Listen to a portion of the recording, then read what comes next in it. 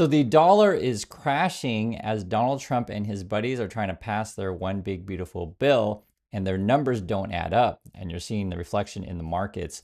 I want to go over what's going on, what's being said, and let's just jump right in. So this is the headline today. US dollar suffers worst start to year since 1973. Kevin Hassett was asked about the dollar today. Let's have a watch. Are you nervous? I mean, Wilford and I were talking about the dollar because we both care deeply about it. But are you? It's headed for a really weak first half of the year, the worst we've seen, I think, in 40 years to start out a year. Is that a concern? The Treasury Secretary is the spokesperson about the dollar for our administration. Sorry. But you're an economist. I mean, do you worry about loss of faith here? Yeah, no, come on. We've got a strict rule that the Treasury Secretary communicates about the dollar. All right, fair. Well, we tried. Thank you, Kevin Hassett. We appreciate it. When it. asked about the dollar, Kevin Hassett is basically like, no comment, and no comment. So they're not denying it, right? I mean, you can see it in the markets. And Hassett's no dummy. And in fact, he's one of the people, either him or Bassett will probably become the next Fed chair. Whilst this chaos is going on, Trump in the White House, they're tweeting out this bizarre thing of like Trump doing flags, working at McDonald's, and I guess you can study to Trump music if you really want to. And you had this wild press conference where they're screaming again for a new Fed chair. You got to see this. This is Carolyn Levitt, the White House press secretary. And on this point of an economic boom, I bring to you original correspondence from the President of the United States. And that is actually their graphic that they used. Jerome Powell. As the President has consistently stated, the American economy is booming. And there were so many economic analysts who said that this president's policies would drive our economy down, when in fact we have seen the opposite. We've seen a massive deregulation campaign take place. We've seen inflation completely diminished from where it was under the reckless spending and the bad policies of the previous incompetent administration. I would remind the Fed chair, and I would remind the entire world, that this is a... Okay, so if you want to know what this is, yeah, she is angry today, but she's angry all the time. I don't know where her cross is. She wears a cross sometimes, sometimes not. But basically, this is all about screaming for a new Fed chair. And when in doubt, blame Joe Biden, blame someone else, right? So let's see what she does here. I have never seen this before. They sank to yet another new low.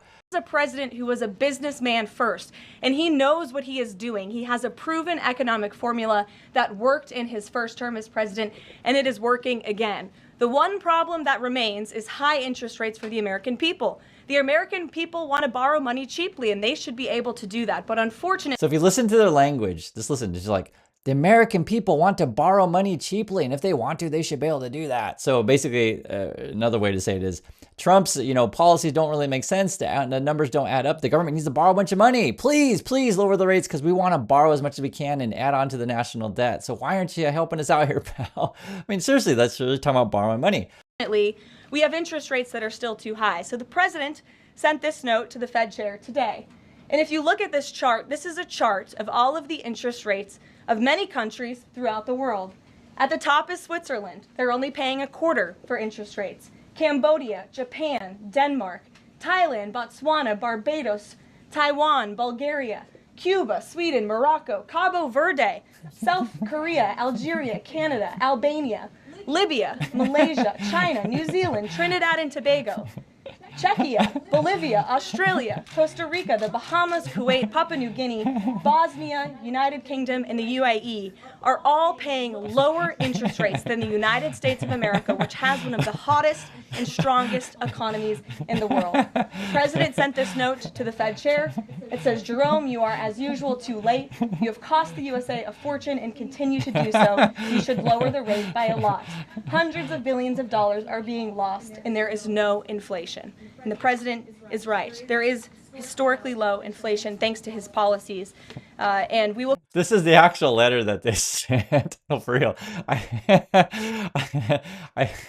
Whether or not that's Trump real handwriting or not, I'll just say this. Trump does like Sharpies, and if that is indeed Trump's handwriting, hey, he's got nice handwriting. I'm not actually sure if that is Trump's handwriting. I want to let you guys opinion on that one, but it says here, should be here, so I guess Trump is calling for rates to go down to like 1.75, something like that. So I guess we're in a competition. And how do you take these people seriously? I mean, you can't, because this is also this is Carolyn Levitt and Trump. They were talking about AT&T and their faith call.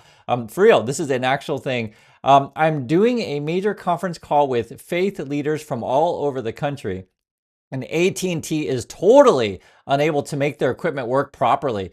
This is the second time it's happened. If the boss of AT&T, whoever that may be, could get involved, it would be good. There are tens of thousands of people on the line. So there's some sort of conference call with faith people, and AT&T didn't do it correctly. This is the response. Carol Levin tweeted out, and this is a response from AT&T. We reached out to the White House and are working to quickly understand and assess the situation. Someone replied, "Is this a joke?" Someone else replied, "Why don't all these faith leaders just pray for better phone service?" I mean, you could. I mean, this is the White House we're talking about here. So what's going on with the dollar and stuff like that, and get more serious things? No, but actually, this is serious. The problem is just the White House treats all this stuff like a joke, and their responses are ludicrous. Send out the angry woman to read this list of countries, and it's like, why can't we be more like Cambodia? It's so bizarre. The landmark legislation is expected to add $3.2 trillion to the U.S. debt pile over the coming decade and has fueled concerns over the sustainability of Washington's borrowings, sparking exodus from the U.S. Treasury market.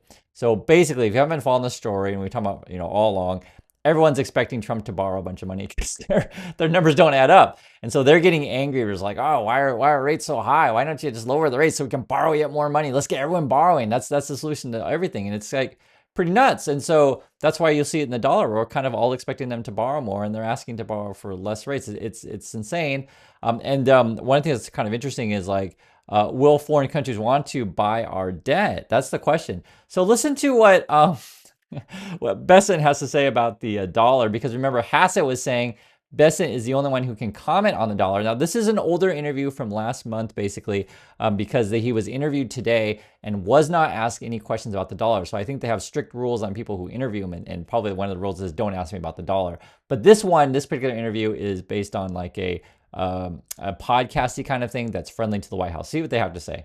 There was a narrative that the U.S. was going to lose reserve currency status. Why it's never happened. Mm-hmm. And because crypto, that seems to be a threat to the dollar, doesn't it? I think it's the opposite. Oh, really? I think stable coins could reinforce dollar supremacy, because with stable coins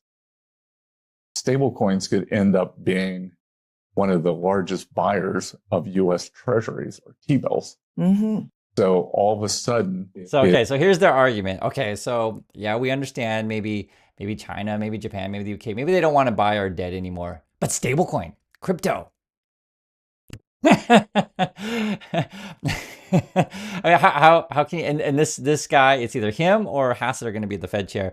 This is why I keep saying that this whole thing is a clown show, and it's scary, to be perfectly frank, that these people have the keys to the kingdom, and they're sending the USA off a cliff. I mean, it should be obvious to anyone. And I understand if you look at the internets and you look at, Twitters and stuff like that, and there's all these bots and basically boys in their basement saying, oh, yeah, buy crypto. Yeah, buy crypto. And what it ends up being, the whole Trump administration is you have people like Bessent or Hassett, they're out scamming people, and then you have a bunch of fools being scammed. That's basically makes their party, people who are out to scam and people are being scammed. And it's obvious when they're like, hey, yeah, the answer is crypto and stablecoin. Oh yeah.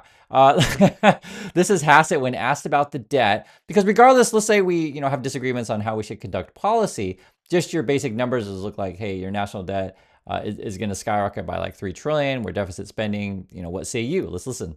We'll see if your folks are right. Yeah, TBO says that the Senate bill increases the deficit by $3.3 trillion from 2025 to 2034, and that is $1 trillion more than the House bill. There were already concerns about the deficit in this bill. Do you disagree with those numbers? Oh, I 100% disagree with those numbers. You remember that in the House bill, there were a bunch of things that were temporary, that were there for the first 4 or 5 years, but then looked like they raised money in the out years. But of course, a big tax hike in the fifth year is going to cause a recession and reduce growth and increase the deficit. The number that I think is the best number to think about when you're looking at that 3.3 trillion is that if we get 3% growth instead of 1.8% growth out of this bill, then that adds 4 trillion to revenue, which means that this thing is a big deficit reducer. This is the biggest spending cut in history, the biggest tax cut in history, and with a little bit of growth. So I mean, like I always say about this Hassett guy, he's not stupid. Actually, he went to my school. He's got a PhD. He's not stupid, but he is a liar and a fast talker, as you can see. And basically, he's just like, hey, you're thinking about it all wrong. Let's just think about what if we got 3% growth? We're going to grow. And the problem with his thinking, though, is like no one's projecting that, right? And then he'll have these like kind of, how can I say, really wordy explanations. He'll do a lot of wordplay. And he'll never say the word like, say, Medicare cuts, cut. He won't use the word cut. He'll use like the word like reprieve or removal. Like you know what I'm saying? Like he's really careful on his words. So he's smart enough to know how to fool people in his discussions. He'll show more. I'll also show you guys what I'm talking about. Going to be incredibly positive for the budget. And finally, don't forget, this isn't the only bite of the apple, that we've got lots of discretionary spending that we're planning to send up to the Senate to rescind. Russ Vogt, the OMB director, suggests that maybe that's going to amount to about $160 billion this year. If you get the 160 billion of rescissions, then multiply that by 10 to think about what the deficit impact is. So this is. Did you hear what he said? He's like, well, if you just take the 160 billion that we're talking about and then multiply it by 10, well, ha! and for people who don't understand this stuff, they're just like, oh, he seems really trustworthy, and I like people with smart glasses, and his glasses make him look smart, and I don't understand this stuff anyway, so I'll just go with Kevin Hassett. And that's essentially how they trick you all the time. It's sad, and they basically expect American people to don't understand any of this stuff at all. That's basically what this relies on. The Trumps, the Hassett's, the best sense. They just try to fool you and say, hey, just trust in Trump. It's kind of like believing in God. It's a cult, right? But I just want to show you guys this, and I honestly encourage you to do this stuff. Just all you have to do is say, hey, where's U.S. growth gonna be? What are people projecting? So. A simple answer would be 1.8 to 1.5, something of that nature. Deloitte, OECD, Fitch Ratings, Statista, all roughly kind of the same, right? Lower growth. World Bank sharply cuts global growth outlook on trade turbulence. You also have Goldman Sachs, why the U.S. economy may grow more slowly than expected. Also Goldman Sachs saying raising the odds of recession to 45%. So I just want to say, like, it's not just one or two different ones. It's multiple forecasts are showing low growth because of Trump's policies. And you have the Congressional Budget Office, the CBO, is basically saying, low growth. And so the numbers that they throw out there, you can just see how he explains it. Doesn't really make a lot of sense. But again, they're expecting American people to not understand this stuff at all. And, when questioned further, they'll just say crypto, stablecoin, crypto, right? AI. And it's just like, they just use these buzzwords. And so this is where, in my personal opinion, I get nervous because I think much of the economy and, much of the stuff that they're doing is they're going to try to overheat everything, and you're setting us up for a massive crash. So it does rely, though, on the economy moving up to 3% growth. Why are you confident that this bill does that when, it is mostly an extension of the taxes? Well, there are a heck of a lot of, first of all, you have to compare it to what's the baseline, right? So if we have the biggest tax hike in history and we go back to not expensing capital machinery and so on, then what is that growth effect? That's a really big negative. And then there's all this new stuff that's very, very growth positive. So, for example, no tax on overtime. We've got about 90 million American workers that are hourly workers. When they don't have to pay tax on their overtime, then they're likely to work harder. That increases supply, puts more money in their pockets. The Council of Economic Advisors has modeled all these things and says that income for the typical American family is going to go up by $10,000. So that's real income. So this is a very and then they're throwing out these numbers again that doesn't really make sense. So first is what he's talking about is, hey, no tax on tips. So look at all these hourly workers. You're going to work 80 hours a week and see all that money you're going to make 80. It just, no tax on the overtime. Just keep working, right?